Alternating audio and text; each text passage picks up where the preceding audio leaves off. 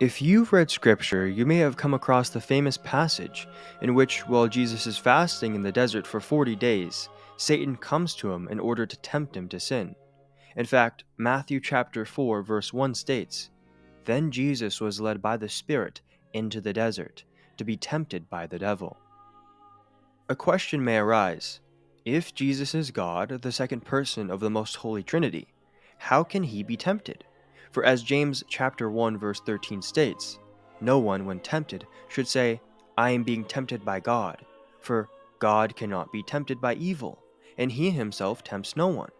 For if Jesus is God, then he couldn't be tempted, as the epistle of James states that God cannot be tempted.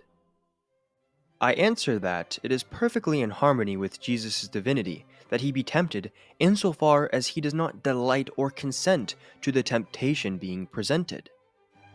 Pope St. Gregory the Great writes, "We should be aware that temptation is carried out in three ways: by suggestion, by delight, and by consent.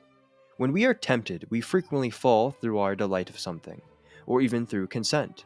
Born in bodily sin, we have within ourselves the source of the conflicts we endure. But God, who became human in the womb of the Virgin and came into the world without sin to take to himself a body, endured no inconsistency within himself. He could be tempted by suggestion, but took no delight in sin within his heart." Note, as Pope St. Gregory the Great writes, temptation is threefold: suggestion, delight, and consent. But Christ did not delight or consent to temptation. The temptation that Christ had to endure was by suggestion from Satan. Yet Christ, of course, did not delight in the suggestion of temptation from Satan, nor did he consent or will to do what Satan suggested.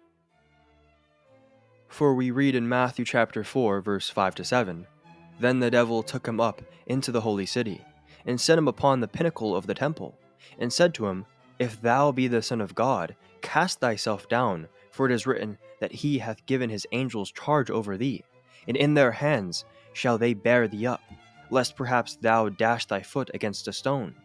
Jesus said to him, It is written again, Thou shalt not tempt the Lord thy God." Now we believe Christ is of two natures, a divine and human nature. This union under one person is called the hypostatic union. And so in reference to his human nature, Satan can tempt Jesus with suggestion. Yet he is not tempted by suggestion with his divine nature. And so the epistle of James and Jesus himself are right in saying that God cannot be tempted. For in reference to the divine essence or nature, God is not tempted. We also must keep in mind that the suggestion is an external temptation, not one which takes place within Jesus. St. Thomas writes, "Now temptation which comes from an enemy can be without sin, because it comes about by merely outward suggestion." And yet again, Pope St. Gregory writes, "This whole diabolic temptation took place from without, not from within." So clearly, Jesus as God is not tempted by delight or consent which are inward, but merely by suggestion which is external to him. And in this case, Satan is utterly put in his place, as Jesus corrects him. As a side note, if you want to help support me, consider buying my new released merchandise, which is based on St. Augustine and St. Thomas Aquinas. Thank you for any support. Now, what is the point of this passage that we find in the Gospels?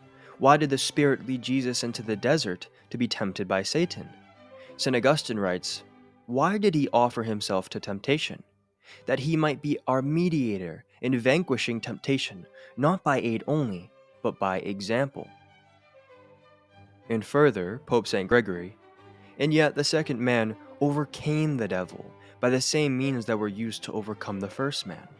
Now as a captive, the devil would be forced from our hearts by the same means that had given him access when he once possessed us.